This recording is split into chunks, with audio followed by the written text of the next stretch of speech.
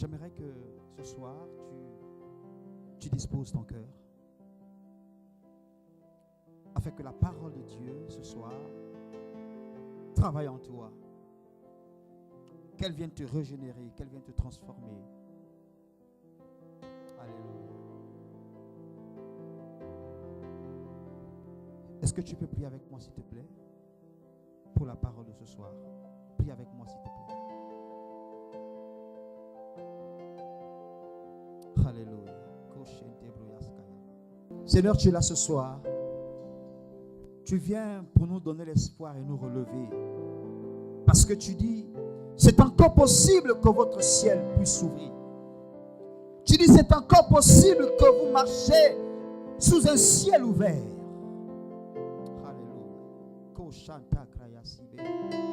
Nous voulons te célébrer, nous voulons te bénir. Parce que tu es présent ce soir. Et tu dis que là où 2 ou 3 sont assemblés à mon nom, je m'y tiens et tu t'y tiens. Ce soir, tu es là pour nous redonner l'espoir, pour casser, briser le jour, les fardeaux. Merci d'être avec nous et que ton nom soit béni au nom puissant de Jésus. Disons tous Amen. Alléluia. Il y a plusieurs couches, c'est-à-dire il y a plusieurs ciels. Okay? Donc nous parlons premièrement de cette atmosphère qui est au-dessus de nos têtes. Et deuxièmement, le firmament, n'est-ce pas, où sont placés les étoiles, les astres. Bien, les étoiles sont les astres. Et donc, nous avons dit aussi que c'est le quartier général de Satan. Et on verra plus cela quand je ferai le séminaire sur le combat spirituel. On verra un peu comment se passent les confrontations de puissance au niveau du deuxième ciel. Bon, c'est l'objet de notre séminaire sur le combat spirituel. Mais là, nous sommes sur le ciel ouvert. Et donc, le troisième ciel, c'est la demeure de Dieu. D'accord? Et nous devons comprendre que nous sommes focalisés sur le troisième ciel, qui est la demeure de Dieu. Mais le combat spirituel se focalise beaucoup sur le deuxième ciel. Et comme notre thème est intitulé « Ouvre ton ciel », et nous disions hier que le ciel est notre ressource. Le ciel est notre provision. Et si le ciel se ferme, nous ne pouvons pas nous approvisionner. Et nous prenions hier l'exemple d'un robinet. Lorsqu'il est fermé, il ne peut pas avoir de débit d'eau. Il faut ouvrir le robinet pour que le débit soit considérable. Plus vous ouvrez, d'accord, plus le débit aussi est considérable. Mais si vous fermez au fur et à mesure, le débit va baisser. Donc c'est un peu comme ça, c'est un peu une image, un exemple de la manière dont le ciel élabore ses plans, la manière dont l'ouverture du ciel fonctionne. Et on a dit, on ne peut pas fonctionner avec un ciel fermé. Si je fonctionne avec un ciel fermé, alors tout pour moi sera compliqué. Je ne vais pas prospérer, je n'irai pas loin. Tout ce que je fais ne réussit pas parce que mon ciel est fermé. Et nous avons vu l'exemple, nous avons pris l'exemple de quelques personnes qui ont ouvert leur ciel. Et nous avons dit que l'une des causes aussi de la fermeture du ciel, c'est le péché. L'autre cause aussi, c'est l'ignorance. Donc, il y a beaucoup de causes. Il y a beaucoup de facteurs qui rentrent en jeu par rapport à la fermeture du ciel. Et nous disons que nous nous préparons pour l'année 2019. Et si nous avons fonctionné en 2018 sous un ciel fermé, il ne faudrait pas que nous rentrions en 2019 sous un ciel fermé. Alléluia. Nous devons rentrer en 2019 sous un ciel ouvert. Et je disais, le ciel doit s'ouvrir dans tous les aspects de ta vie. Le ciel doit s'ouvrir dans le domaine du mariage. Le ciel doit s'ouvrir dans le domaine du succès. Le ciel doit s'ouvrir dans le domaine de la réussite. Dans le domaine de la prospérité. Et dans tous les domaines de ta vie, même dans le domaine des études, le ciel doit s'ouvrir. Parce que si ton ciel est fermé, tu ne peux pas fonctionner avec ce ciel fermé et tes études ne vont pas toujours aller de l'avant. Donc dans tous les domaines de notre vie, on a besoin d'un ciel ouvert. Et donc il y a plusieurs choses qui font en sorte que notre ciel soit fermé. Et je disais, il y a parfois des petites choses que nous négligeons qui ferment notre ciel. Une petite désobéissance ferme le ciel. Et je prenais même l'exemple qu'il y a certains qui ont fermé leur ciel suite à la désobéissance d'un homme de Dieu. Oui. Et souvent nous nous posons la question, mais pourquoi mon ciel est fermé? Il y a peut-être un acte que tu as posé qui semble négligeable, un acte qui semble subtil, et puis tu as dit, bon, en tout cas, mais ça a fermé ton ciel depuis des années. Et donc nous avons dit, il est souvent bon de connaître la cause. Pourquoi le ciel est fermé? Vous savez, concernant un peu les conduites dans la maison, lorsque l'eau ne passe plus bien, on se pose la question de savoir pourquoi l'eau ne circule plus bien. D'accord? Pourquoi l'eau ne coule plus bien? Donc il faut chercher. Est-ce cette bouchée? Voilà. Surtout, le plus souvent, ce sont les conduites de levée de la cuisine, parce qu'il y a des graisses. Et donc, ces graisses-là, ça s'emmagasine dans les conduites. Et puis, ça crée des bouchons. Et parfois, il faut peut-être des produits spéciaux pour pouvoir déboucher la conduite. Donc, c'est dire que c'est comme ça parfois que nous fonctionnons. Avec un ciel fermé, un ciel bouché. Et nous avons du mal à sortir de là. Donc, il faut faire introspection. C'est-à-dire, s'examiner soi-même et dire qu'est-ce qui ne va pas, pourquoi j'ai fonctionné avec un ciel fermé. Et ça, c'est dans tous les domaines de la vie. Et donc nous avons dit, le ciel peut se fermer sur un individu. Le ciel peut se fermer sur une famille. Le ciel peut se fermer sur une nation, sur un territoire, un endroit géographique. Tout un village peut avoir le ciel fermé. Parce que la malédiction ferme le ciel. Et même l'emprise des démons aussi ferme le ciel. Donc il y a plusieurs causes. Maintenant la question se pose, pourquoi mon ciel est fermé? Et nous avons pris l'exemple dans la Bible du peuple d'Israël, qui chaque fois, quand il se détournait de la voie de Dieu, Dieu fermait le ciel. Et comme Dieu fermait le ciel, d'accord, il n'y avait plus de bénédiction, la pluie ne tombait pas, et le ciel pour eux était un ciel de reste, c'est-à-dire c'était la sécheresse totale, et ils ne pouvaient plus rien faire. Et donc, nous comprenons que il arrive quelquefois aussi que le péché nous ferme le ciel. Donc, chacun de nous doit identifier la cause, la raison pour laquelle son ciel est fermé. Autant de projets, mais le ciel est fermé. Autant d'objectifs, mais le ciel est fermé. Pourquoi? Donc, tu ne peux pas rentrer en 2019 avec un ciel fermé. Il faudrait que ton ciel s'ouvre avant minuit du 31 au 1er décembre. Alléluia. Ton ciel doit s'ouvrir. 2019, tu dois fonctionner sous un ciel ouvert. Et nous disions aussi que l'une des conséquences aussi du ciel fermé, c'est que nous ne nous investissons pas aussi dans l'œuvre de Dieu. Nous volons les dîmes. C'est aussi une cause du ciel fermé. Je ne donne pas mes dîmes, mais je m'attends à quoi? Je m'attends à la sécheresse. Dieu ferme le ciel. C'est l'une des raisons aussi pourquoi beaucoup financièrement n'évoluent pas. Ils n'ont pas de promotion. Ce qu'ils font ne réussit pas parce qu'ils volent Dieu. C'est l'une des causes de la fermeture du ciel. Le vol des dîmes. Voilà. Et Jésus le dit, le Père le dit dans Malachie chapitre 2, que voilà pourquoi le ciel est fermé. Je ferme le ciel, je ferme les vannes, les robinets, les portes. On verra tout ça. C'est ce que ça veut dire.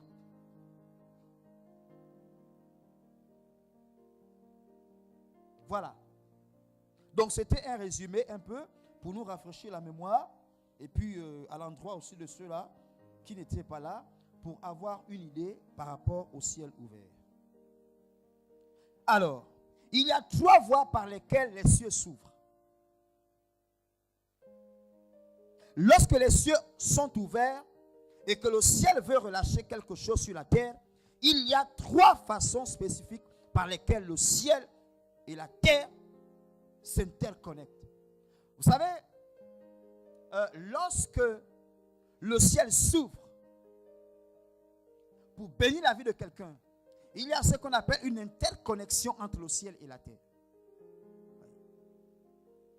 Donc vous voyez, c'est un peu comme le principe, je ne sais pas pour ceux qui ont déjà été dans le go maritime, si vous avez la grâce un peu de faire peut-être le moyen Ogoué, partir un peu de la partie du moyen Ogoué et la partie du Logou maritime, vous allez voir un peu qu'au niveau de la séparation, c'est-à-dire que c'est vraiment visible, hein, la séparation de l'Ogoué et la mer.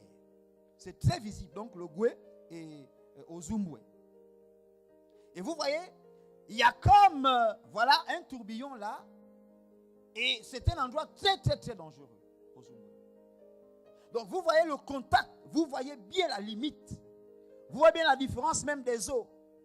Vous savez que l'autre là-bas est très lourde et l'autre ici elle est douce. Donc c'est différent.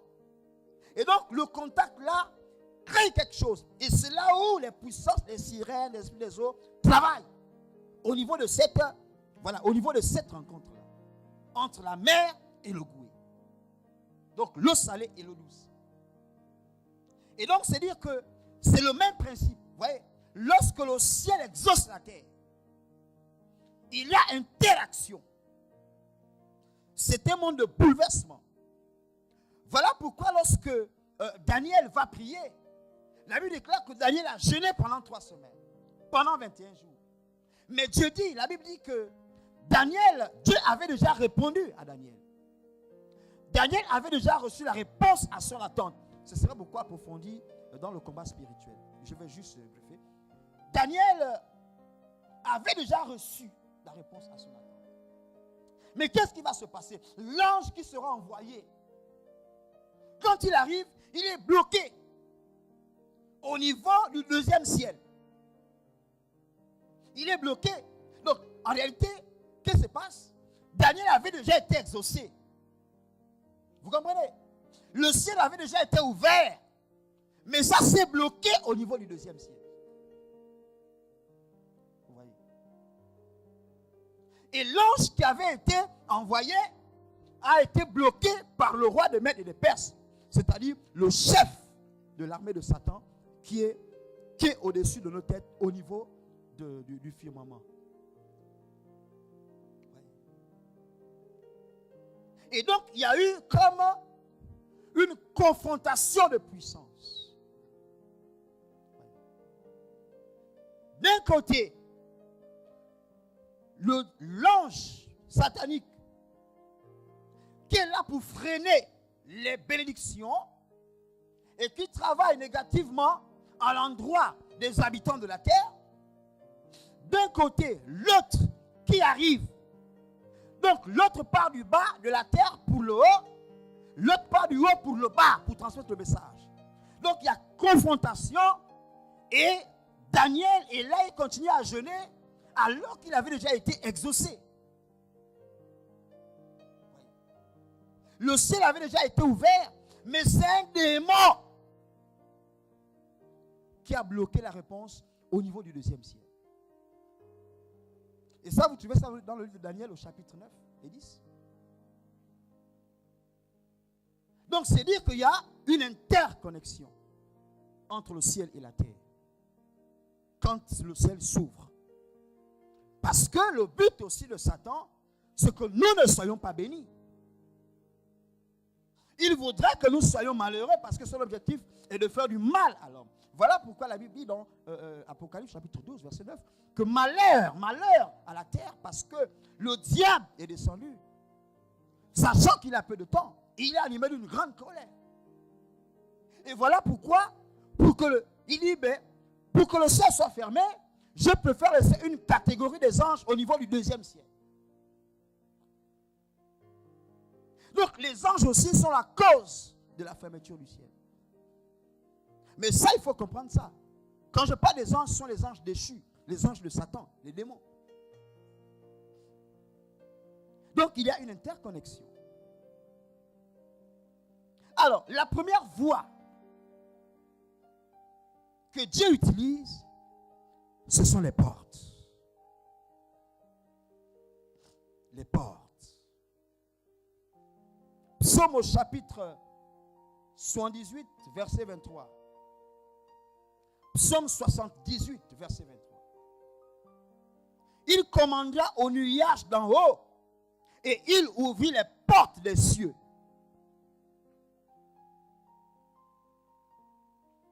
Apocalypse 4, premier. Apocalypse 4, premier. Après cela, je regardais, et voici, une porte était ouverte dans le ciel. Donc, les deux versets que nous avons lus tout à l'heure ont quelque chose de commun. Ce sont les portes. Les portes s'ouvrent. Alors, le ciel s'ouvre sous forme de porte. Une porte ouverte est très souvent le signe d'un ciel ouvert. Une porte ouverte est très souvent le signe d'un ciel ouvert. Alors, que symbolisent les portes? Les portes symbolisent les opportunités. Ça veut dire que lorsque Dieu t'ouvre une porte, c'est une opportunité qu'il t'offre. Alléluia. Les portes symbolisent les opportunités de la vie. Il y a beaucoup de personnes à qui Dieu a ouvert des portes, mais qui les ont fermées d'eux-mêmes. Peut-être par un acte, peut-être par un comportement, peut-être par une action, c'est pas moi. Il y a beaucoup de personnes qui ont fermé la porte. Dieu a ouvert, mais lui-même il a fermé. Oui. Seigneur, donne-moi du travail. Dieu t'ouvre une porte et quand tu pars, tu gaspilles. Tu fermes ta porte. Tu demandes encore, il te donne. Et après, toi-même encore, tu fermes par certaines actions. Vous voyez? Donc, les portes symbolisent les opportunités. L'un des signes par lequel vous pouvez discerner un ciel ouvert, ce sont les opportunités qui viennent à vous. Vous savez, la vie est faite des opportunités. Dieu met toujours des opportunités sur notre chemin, mais nous n'arrivons pas à les saisir. Nous n'arrivons pas à les discerner. Beaucoup d'entre nous avons laissé échapper les opportunités. Avons laissé passer les opportunités comme ça. Donc, l'un des signes qui démontre que les portes sont ouvertes, ce sont les opportunités qui viennent à nous. Et quand on parle des opportunités, on parle de portes. Une opportunité est une circonstance ou encore une occasion favorable. Elle peut apparaître dans plusieurs aspects de notre vie. Occasion de rencontrer de nouvelles personnes, c'est une opportunité. Accéder à de nouveaux lieux, c'est une opportunité. Avoir de nouvelles affaires, c'est une opportunité. Voilà. Le ciel fermé est surtout marqué par l'impossibilité. Donc, les opportunités se dressent devant nous de plusieurs manières. Je peux rencontrer quelqu'un dans la vie que Dieu met sur mon chemin et qui sera une opportunité pour moi. Alléluia. Donc, je peux rencontrer une circonstance qui sera une opportunité pour moi. Vous voyez? Et même une circonstance négative peut être une opportunité pour moi. Ce qui peut sembler difficile pour l'autre peut être une opportunité pour moi. Et c'est ce que David avait compris devant Goliath. Alléluia. Devant les enfants d'Israël, ça dit que devant les enfants d'Israël, David était un blocage. Goliath était un blocage. Il ne pouvait pas vaincre Goliath à cause de son armure, de sa taille, de son insolence. Vous voyez? Mais là où les autres craignaient, David dit, là où ils ont peur, moi, je saisis l'opportunité. Vous comprenez? Donc, il y a des circonstances qui peuvent amener certaines personnes au blocage, mais qui sont une opportunité pour toi. Les opportunités ne se présentent pas seulement par le bien. Même dans le mal, une opportunité peut se révéler. Il y a des opportunités. Joseph a eu une opportunité. L'opportunité que Joseph a eu, c'est lequel? C'est laquelle? C'est du fait qu'il interprétait les songes. Vous comprenez? Le fait qu'il interprétait les songes de ceux qui étaient avec lui dans la prison et que le roi a eu à faire un songe. Et comme il y avait certaines personnes qui étaient dans la prison avec Joseph. Ils ont dit au roi, mais il y a quelqu'un dans la prison qui sait interpréter les songes. Donc, les songes ont été une opportunité pour l'élévation de Joseph. Vous voyez, dans la vie, il y a toujours un déclic pour les opportunités. Mais seulement, nous n'arrivons pas à les discerner. Parce que nous sommes aveugles. Ou parce que nous sommes distraits. Ou parce que nous sommes insensibles. Ou encore sourds. Il y a, s'il faut prendre beaucoup d'exemples, il y a beaucoup de personnes dans la Bible qui ont su saisir les opportunités. Ouais. Et même le brigand à la croix, il a saisi l'opportunité de la vie céleste, de la vie éternelle. Comprenez? Mesdames et messieurs, Dieu laisse toujours des opportunités dans nos vies. Mais sauf que nous n'arrivons pas à les reconnaître. Ce n'est pas que Dieu ne nous exauce pas. C'est ça le problème.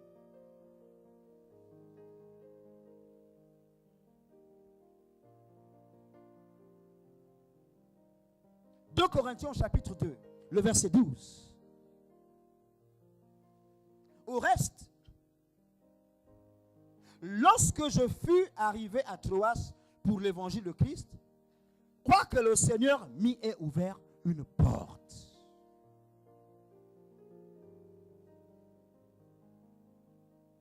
Et j'aimerais dire ce soir que les portes nous introduisent dans une nouvelle dimension.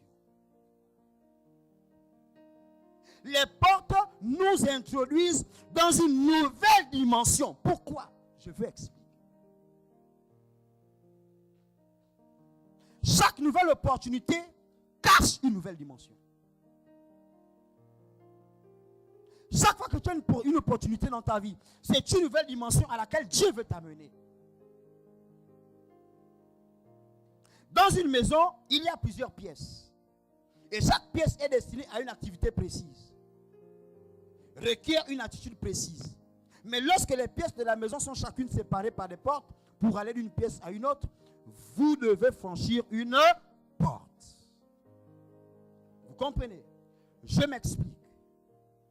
Lorsque vous êtes dans votre maison, vous avez des chambres, vous avez la douche, vous avez les latrines, vous avez la cuisine, peut-être la buanderie, ou peut-être que sais-je encore. Ces pièces-là ont des portes, n'est-ce pas? N'est-ce pas? Alors, lorsque vous franchissez ces portes pour entrer dans ces pièces, est-ce que l'environnement est le même? Est-ce que l'environnement est le même? C'est-à-dire, quand tu franchis la porte pour aller à la cuisine, l'activité que tu vas exercer, est-ce que c'est la même activité que tu exerces lorsque tu franchis les portes de la douche? La douche, c'est pour se laver, d'accord? À la cuisine, c'est pour préparer ou faire la vaisselle. Vous comprenez que toutes les portes ne se ressemblent pas. Ça veut dire que quand Dieu t'ouvre une nouvelle porte, c'est pour une nouvelle dimension. Il y a une activité précise dans la cuisine qui n'est pas celle de la chambre, qui n'est pas celle de la douche, qui n'est pas celle de la buanderie, qui n'est pas celle de la latrine. Donc, à chaque environnement, il y a une action spéciale. Il y a une activité spéciale. Voilà pourquoi on parle des portes. Le Seigneur ne dit pas la porte. Oh, la porte nous parle seulement d'une opportunité. Mais la Bible dit les portes. Ça veut dire qu'il y a plusieurs opportunités. Il y a multiples bénédictions. Et ça signifie que Dieu veut nous bénir en abondance. Oui. Donc dans la vie, il faut avoir plusieurs opportunités. Il y a plusieurs portes dans la maison. Et chaque porte nous amène à accéder à une pièce. Et dans cette pièce, il y a une activité bien précise. Voilà pourquoi la Bible parle des portes. La Bible ne dit pas la porte. La Bible dit les portes. Et les portes doivent s'ouvrir à ton endroit. les portes doivent s'ouvrir à mon endroit. Il faudrait que les portes s'ouvrent à l'endroit de chacun de nous. Et Dieu veut nous ouvrir les portes. Mais sauf que nous-mêmes, nous bloquons l'ouverture des portes. C'est nous-mêmes, ce n'est pas Dieu.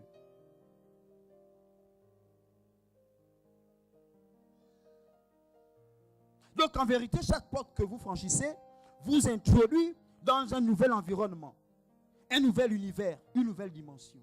Chaque fois que Dieu veut vous ouvrir une porte, celle-ci va automatiquement vous introduire dans une nouvelle sphère.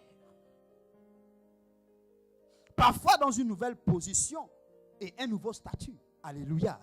Et c'est ça. Donc quand Dieu t'ouvre une porte, c'est pourtant dans une nouvelle sphère, une nouvelle position, un nouveau statut. Il peut t'ouvrir une porte du mariage. Et quand tu es marié, c'est un nouveau statut. Hein? C'est une nouvelle position. Alléluia. Voilà. Il peut t'ouvrir une porte de promotion. Et quand tu es promu, ce n'est plus le même statut. Ce n'est plus la même position. Et c'est ça. Vous savez que maman devait nous laisser. Hein? Elle était partie là. Elle était partie. Vous vous souvenez, le 25, la nuit du 31 au 1er, c'était elle qui m'a même rappelé ça. Lorsque on priait et tout ça, je priais pour les gens avec votre ici, je lui avais dit qu'elle sera promue. Et je la voyais hors de Libreville, à l'intérieur du pays. C'est elle qui me dit, mais prophète, vous avez prié au nom de Jésus, pas là-bas. Que ça soit ici à Libreville. Et hier, quand j'arrive, elle me dit, elle avait déjà été promue comme proviseur à Gamba. Mais elle n'est plus partie, tout a été bloqué. Elle m'a dit, mais prophète, c'est votre prière. J'ai dit, ah, c'est bien. Dieu aussi a vu le besoin. Alléluia. Et j'ai dit, si. Et maintenant, j'ai dit au Seigneur, je veux qu'elle soit proviseur ici. Et ça va se réaliser. Elle était partante pour Gamba, proviseur. C'était qui m'a rappelé, prophète, vous avez prophétisé là-dessus, vous avez même contrecarré ça. J'ai dit, ah bon, on prophétise tellement sur la vie des gens qu'on oublie. C'est ça. Hier, j'ai perturbé une dame. C'est Ména qui était avec moi. J'ai perturbé une dame hier. Elle vient s'aimer. Donc, nous sommes allés faire les points de suture avec Mélina. Comme elle avait son pied là, nous sommes partis là au centre hospitalier, centre en face de l'Élie là. Et nous étions là. Donc, on a tenu de lui faire les soins. C'est comme ça une dame qui rentre. Et elle était là. Elle rentre, elle dit bonjour. Elle me tend la main, je dis bonjour madame Bandinga. Elle dit, vous me connaissez? Elle s'est mise à rire. J'ai dit non, je ne me connais pas. Mais comment me connaissez? Je dis non, je ne me connais pas. C'est elle qui a dit les prophètes. Donc quand je suis allé prendre les médicaments à la pharmacie, elle a parlé de moi avec le docteur en question qui l'a soigné là-bas, le médecin en question. Donc quand j'arrive, il me dit, bonjour, prophète, trouvez-moi quelque chose là, même pas 1000 francs là et tout ça, machin. J'ai dit, mais il a su que je suis prophète, comment? Donc c'est elle qui a lâché le morceau. Et donc quand elle arrive, la dame arrive, j'ai dit, bonjour madame, elle est bouleversée. Donc quand elle est sortie là, elle est restée là. J'ai dit, maman, j'ai bouleversé la dame de truc. Après, mes gars me disent, oh, mais pasteur, tu fais comment? Vous faites comment, hein? J'ai dit, non, ça c'est notre dimension. Alléluia. Et c'est ça la connexion. Donc la connexion, même si vous n'êtes pas, c'est-à-dire que même si vous ne priez pas, même partout, vous êtes connecté. Ton esprit est connecté, même si tu n'es pas en prière. Bon, en fait, je voulais un peu m'amuser, quoi. Comme ça fait longtemps. Bon, je laisse ça pour Roosevelt. Ça fait longtemps, bon, je fais plus les choses comme ça. C'est avant que je fais les choses comme ça. Donc, il y avait des choses que j'ai vues dans la vie de cette dame-là. Mais c'est par contre l'infirmière qui était là qui a pris mon numéro. Elle dit, prophète, donnez-moi votre numéro. Je vais vous appeler d'ici peu. Parce que j'ai envie de vous rencontrer. Mais j'avais des choses à dire à cette dame. Mais on était tellement, il y avait tellement de gens et tout ça. J'ai dit, bon, en tout cas, et c'est ça. Les portes fonctionnent avec les clés. My God. Dis avec moi, les portes fonctionnent avec les clés. Uh-huh. Si tu n'as pas les clés, tu peux rentrer. C'est bien. Chaque porte possède une clé. D'accord? La clé du salon n'est pas la clé de la chambre. La clé de la chambre n'est pas la clé de la douche. La clé de la douche n'est pas la clé de la buanderie. Ça veut dire que chaque clé t'introduit dans un environnement bien spécifique. Et voilà pourquoi tu dois avoir les clés de tes portes. Si tu n'as pas les clés de tes portes, tu ne pourras jamais entrer. Chacun de nous est destiné à un environnement. Et cet environnement-là, tu n'as pas de clé, tu ne peux pas explorer ton environnement.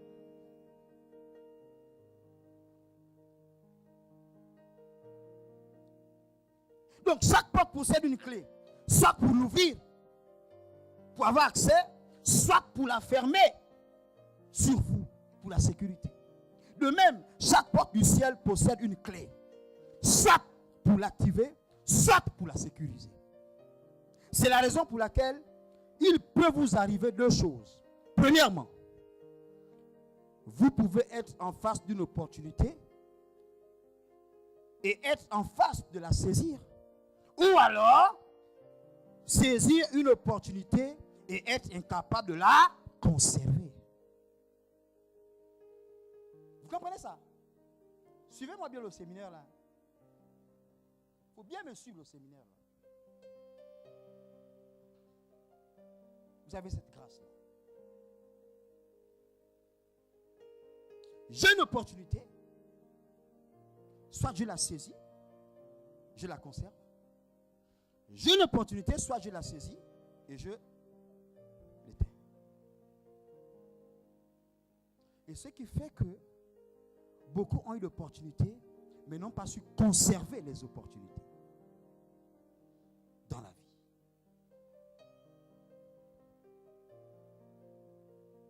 Voilà.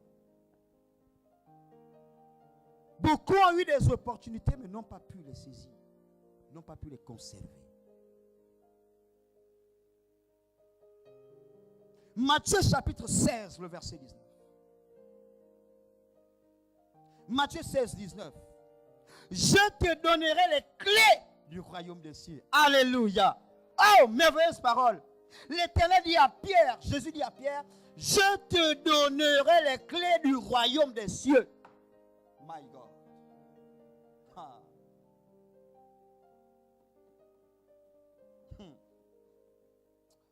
Est-ce qu'il a dit la clé?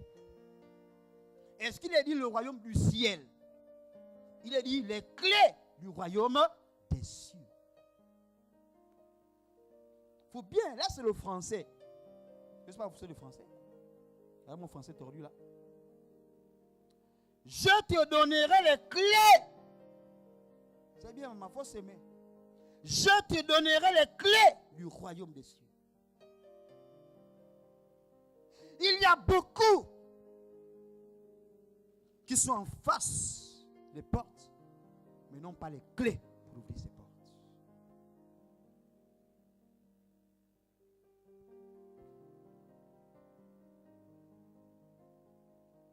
Hein, ma fille Bénédicte, cherche à avoir les clés. Hein? Cherche les clés pour ouvrir la porte du travail. Il faut chercher les clés.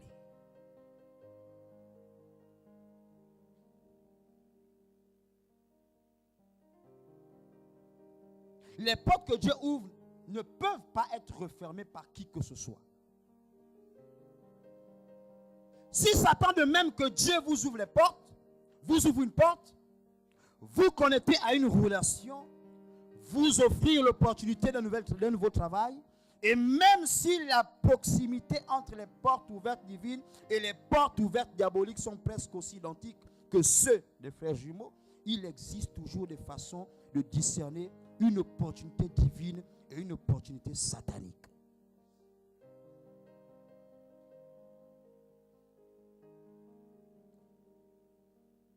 Il faut comprendre que Satan aussi met les opportunités sur notre chemin dans le but de nous nuire. On vient te présenter un bon plat, écoute, bon, ben on veut te on veut t'amener à une certaine dimension, voilà. Puis bon, voilà, mais viens avec nous, hein. Allons au golf.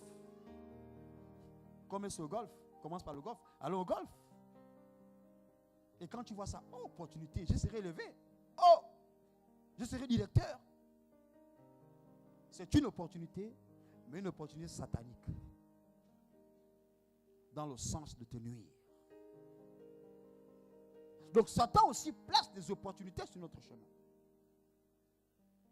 Mais il faut discerner l'opportunité de Dieu et l'opportunité de Satan. Apocalypse chapitre 3, versets 7 et 8. Apocalypse chapitre 3, versets 7 et 8. Voici ce que dit le Saint, le véritable. Celui qui a la clé de David. Celui qui ouvre, personne ne fermera. Celui qui ferme, personne n'ouvrira. J'ai mis devant toi une porte ouverte que personne ne peut fermer. Donc en réalité, c'est nous-mêmes qui fermons nos portes. Voilà. Nous-mêmes, nous sommes la cause de la fermeture de nos portes. Jésus dit, hein, j'ai mis une porte devant toi que personne ne peut. Donc ça veut dire qu'il n'y a que moi-même qui peux fermer la porte. Voilà.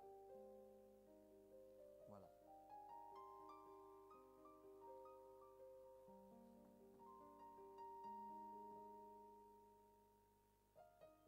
Ah, my God. Viens nous aider.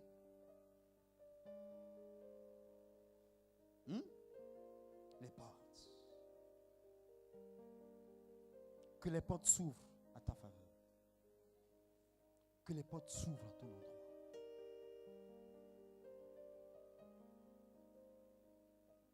Que le ciel s'ouvre.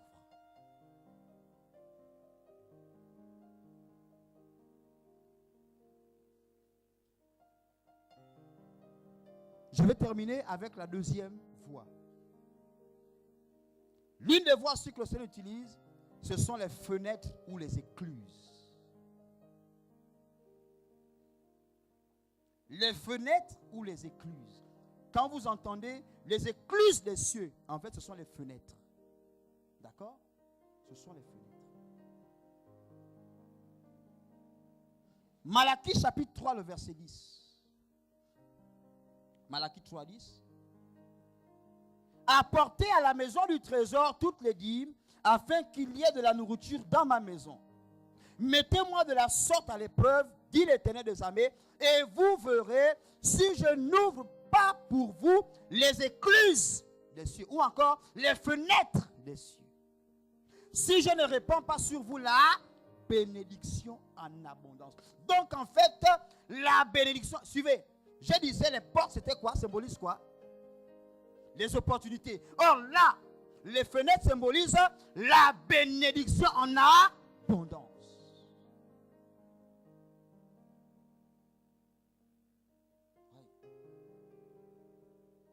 La bénédiction en abondance. Mais quel est ce christianisme-là où nous sommes les plus malheureux de la terre?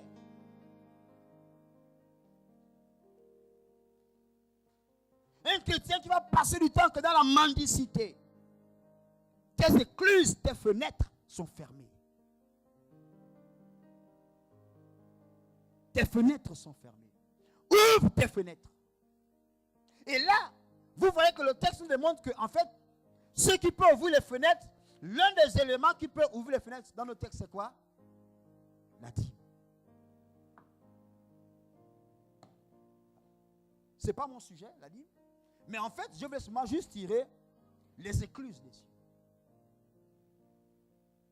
Donc, nous comprenons que les écluses des cieux nous parlent des portes. Et c'est de par ces portes-là que les bénédictions descendent. Par ces fenêtres, que les bénédictions abondent.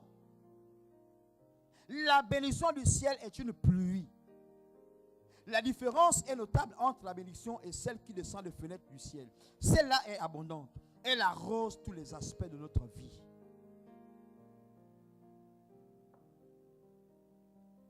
La pluie. La pluie. La pluie est le symbole de la bénédiction. Et le but de Dieu pour toi et moi, c'est que nous soyons bénis.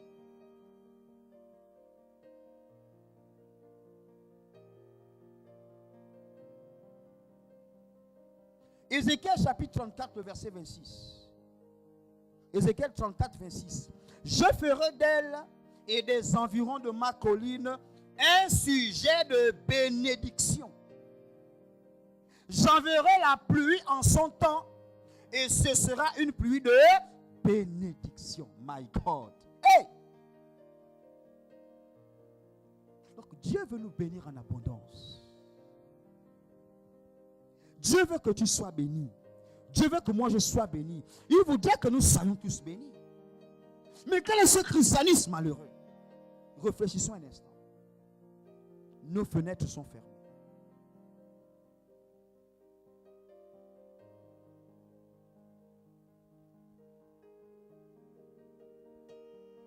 La bénédiction de Dieu n'est suivie d'aucun chagrin. La différence entre ce que Dieu vous accorde et ce que le diable vous prête, c'est que le diable vous le reprendra pour prêter à quelqu'un d'autre. Or, Dieu, quand il te bénit. Mais le diable, quand il te donne, il va forcément reprendre ça tôt ou tard. Il va encore donner ça à une autre personne. Vous voyez? Dieu veut nous ouvrir les écluses. C'est-à-dire, il veut que la bénédiction descende en abondance.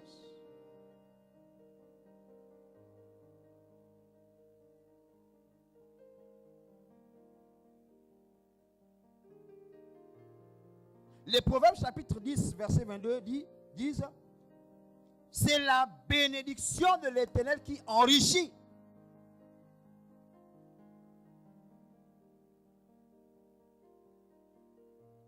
Tes écluses doivent s'ouvrir.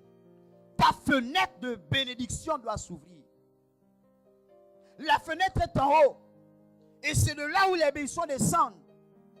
Mais si ta fenêtre est fermée, elles vont descendre comment?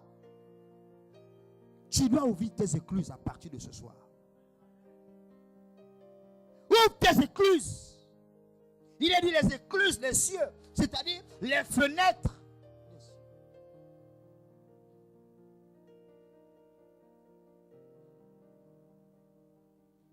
Regardez autant de personnages dans la Bible dont les fenêtres ont été ouvertes. Vous avez le cas d'Abraham. Vous avez le cas d'Isaac.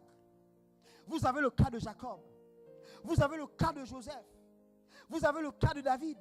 Il y a pas mal de personnes comme ça dont les écluses ont été ouvertes. Et la bénédiction de Dieu est descendue en abondance. Attends. C'est le Dieu là que eux ils ont prié à leur temps. Est-ce que ce n'est pas le même Dieu que nous prions aujourd'hui? Mais pourquoi il y a autant de changements comme ça? Donc en réalité, le problème est avec nous-mêmes. C'est avec nous-mêmes le problème. Donc le problème est avec toi-même, ce n'est pas avec Dieu. Tu dois chercher à ouvrir ton ciel. Tu dois chercher à ouvrir tes fenêtres pour que ça coule.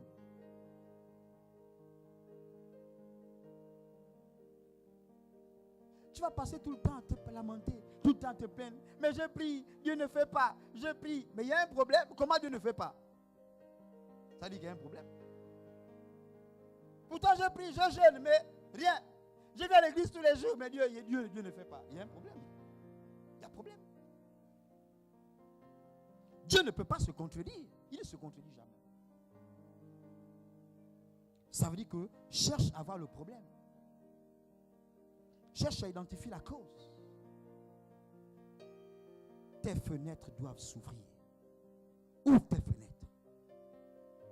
Ouvre tes écluses. Et c'est alors que tu verras. Dieu est capable de bénir. Dieu est capable d'exaucer.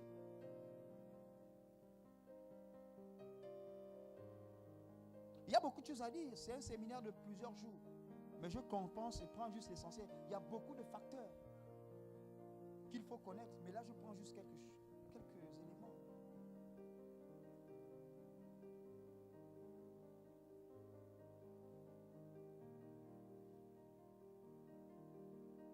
Vous savez, lorsque Jacob Je vais terminer avec cette histoire.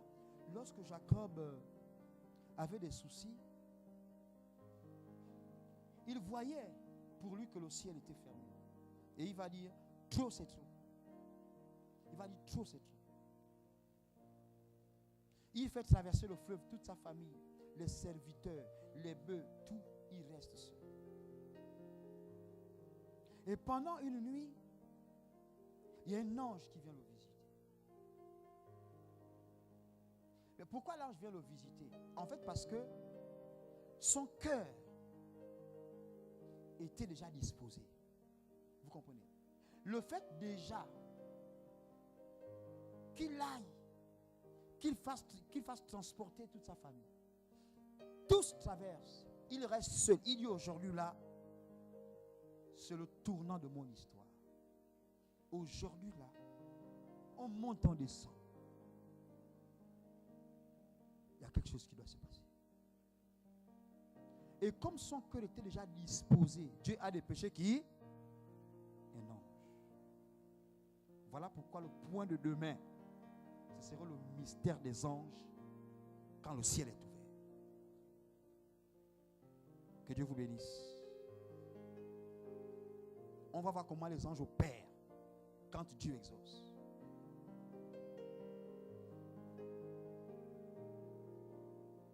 Mettons-nous debout.